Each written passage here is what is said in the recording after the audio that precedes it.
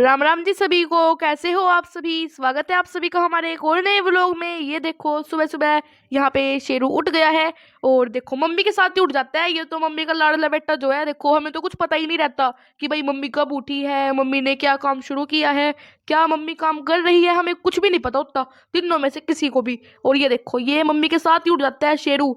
Mummy कहती है मेरा लाडला बेटा मेरे साथ ही उठ जाता है और तुम मुझे देखते भी नहीं भाई मैं क्या कर रही हूँ क्या नहीं कर रही हूँ। ये देखो ये यहाँ पे मसाज ले रहा है, मम्मी से खुजली करवा रहा है, इसे ना बहुत पसंद है। और मैं आपको क्या बताऊं, जैसे कि जब ये मतलब ज्यादा हाइपर हो जाता है या फिर गुस्सा हो जाता है, सैड होता है, मतलब इसका कुछ भी कैसा भी मूड हो, अगर हम इसे खुजली कर देना, थोड़ी सी मसाज दे दे इसे, तो ये ना बिल्कुल नॉर्मल हो जाता है, बिल्कुल खुश हो जाता है। और देखो अभी ये मम्मी को बोल रहा है कि भाई मत जाओ काम करने, मेरे पास बैठे रहो, मेरे साथ खेलते रहो। ये देखो कैसे पकड़ लिया मम्मी का हाथ, देख रहे हैं ना आप। फिर ये शुरू हो गया मम्मी के साथ खेलने के लिए।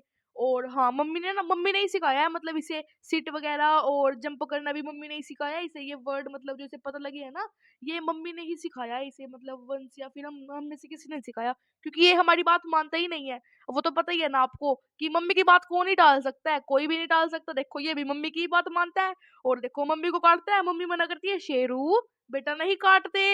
ये बोलते ही ना ये मम्मी का मतलब हाथ वगैरह छोड़ देता है, काटता नहीं है, ऐसा प्यार करने लगता है फिर ये मम्मी को। मतलब मैं आपको क्या बताऊं, ये ना मम्मी के साथ थोड़ा ज्यादा ही अटैच है, उतना शायद ये हमारे साथ नहीं हो पाता जितना मम्मी के साथ ये खुला है, मतलब अ, हाँ कंफर्टेबल रहता है ये मम्मी के साथ में ज्यादा। और ये देखो फिर मेरी मम्मी आ गई थी बाहर, और ये तो ना ये कभी मिस हो ही नहीं सकता गाइज। मैं आपको क्या बताऊं, मेरी मम्मी गाइज एक टाइम के लिए खाना खाना छोड़ सकती है, अभी अपने मतलब सारे काम छोड़ सकती है जिंदगी के सभी महत्वपूर्ण, लेकिन मम्मी ये काम करना कभी नहीं छोड़ेगी गाइज।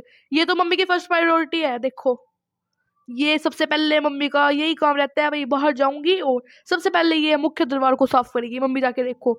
और ये फिर मेरी मम्मी आ गई है वही अपने डेली रूटीन को फॉलो करने के लिए। ये यहाँ पे झाड़ू पोछा घर की साफ सफाई पहले यही करती है मम्मी, तो देखो यहाँ पे मम्मी लेके आ गई थी झाड़ू, और जिससे मम्मी बाहर झाड़ू लगाती है ना, वो है सीख वाली झाड़ू और ये है फूल झाड़ू। तो सीख वाली झाड़ू ना मतलब थोड़े से कहाँ पे लगाई जाती है वो, जहाँ पे मतलब थोड़ी सी ईंटें वगैरह का फर्श हो या फिर बजरियों का फर्श हो, कुछ ऐसी जगहों पे जहाँ पे मतलब थोड़ी, मैं आपको क्या बताऊँ, जहाँ पे ना मोटे वाला कबाड़ा ज्यादा होता है वहां पे लगाई जाती है वो। और पानी वगैरह के ऊपर भी लगाई जाती है, लेकिन जो ये फूल झाड़ू होती है ना, ये लगाई जाती है फर्श के ऊपर, टाइल वगैरह के ऊपर, जहाँ पे मतलब थोड़ा चिकना फर्श है, फूल झाड़ू वहां पे इस्तेमाल की जाती है। और गाइज ये साफ सफाई तो चलती रहेगी। मैं आपको आज की बात बताती हूँ क्या हुआ मेरे साथ, बहुत ही बड़ा पोपट हो गया था।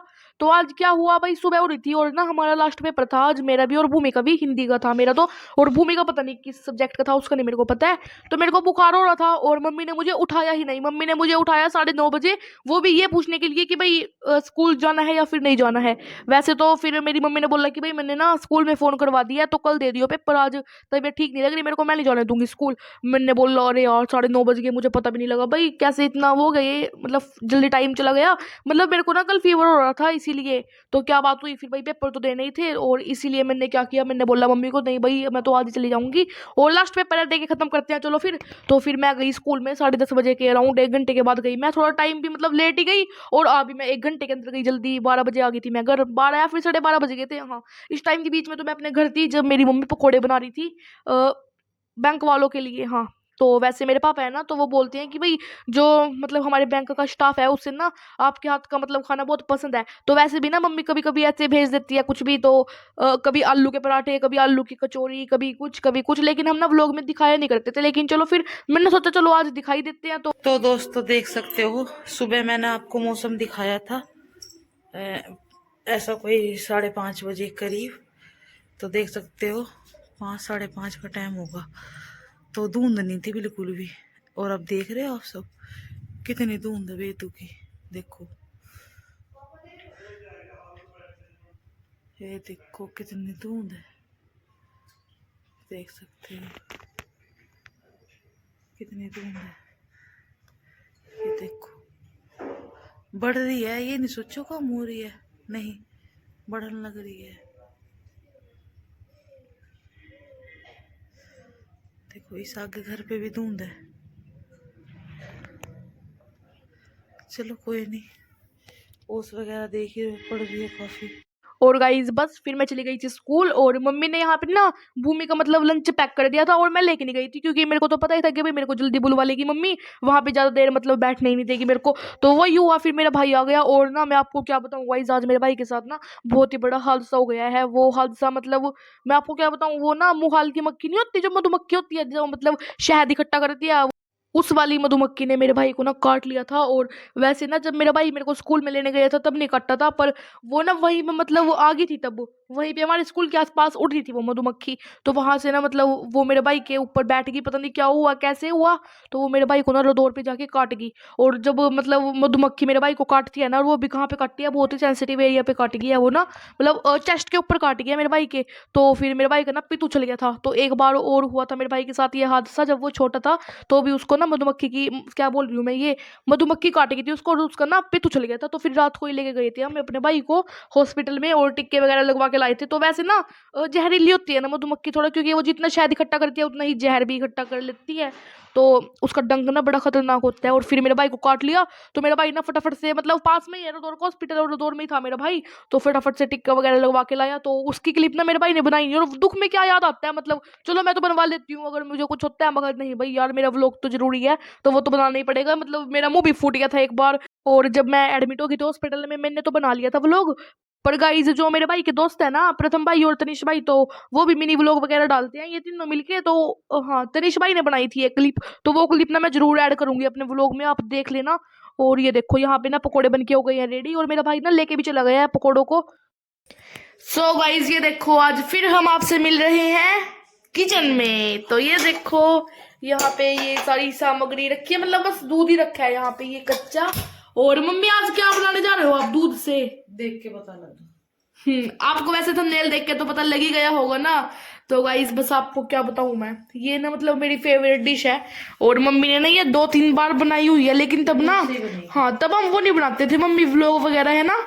और एक दिन मम्मी ने, हाँ और हम गिरते नहीं, हाँ भाई बस वैसे डालते नहीं थे, बस हम अपने चैनल पे। 2 गिलास डाल देंगे इसके अंदर दूध। हाँ ये रबड़ी सी बनानी है हमें इसकी।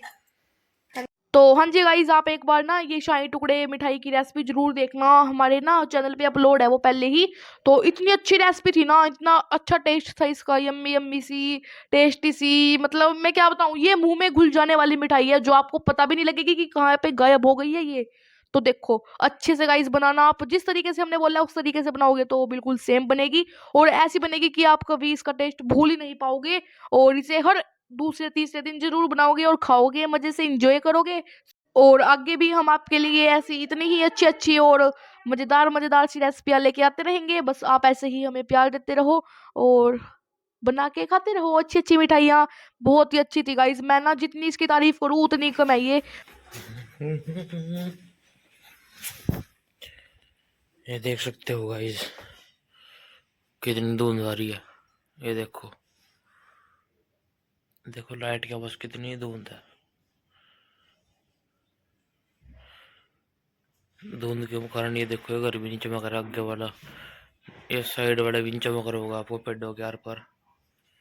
ये हमारा शेरू भी नहीं चमक रहा।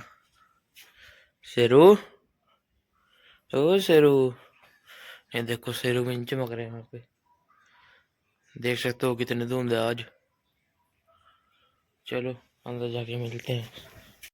तो देख सकते हो गाइस, मेरी खाट खाली है क्योंकि मैं कर रही हूँ व्लॉगिंग, ठीक है। और ये देखो सारे पड़ गए हैं, पायल भी लेट गई है, भूमि तो खैर सोई रही है कभी की, और वंश और शेरू भी पड़ गए हैं अपने कंबल में। शेरू है वंश के पास, है ना वंश।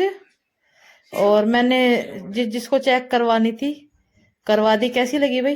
बिल्कुल बढ़िया यार, एकदम खाते ही ना गायब होगी, मतलब मुंह में पता नहीं कहाँ गई गायब। हाँ अच्छी लगी क्या मैं? क्या अच्छी लगी? ज्यादा रबड़ी ज्यादा अच्छी लगी? मैं रबड़ी चेक करी ना ज्यादा। ये तो रबड़ी का दीवाना है। वैसे 15 मिनट भी नहीं लगे हमें इसे रेडी करने में, बहुत ही जल्दी होगी। कितने बजे थे? वो 9 बज के पता नहीं 30, पता नहीं, हाँ 9:30 हो रहे होंगे। तो वैसे प्लेटिंग वगैरह करने में और व्लॉगिंग करने में थोड़ा टाइम लगता है ना, इसलिए वैसे हमें थोड़ा सा टाइम लगा। सामान वगैरह जोड़ते हैं कुछ तो भाई, तो ठंडा होने में टाइम लगा है, और बस प्लेटिंग में कोई टाइम नहीं लगा इसमें जी। और आज के व्लॉग में इतना ही। अगर आपको आज का व्लॉग पसंद आया हो तो जय बाबा की।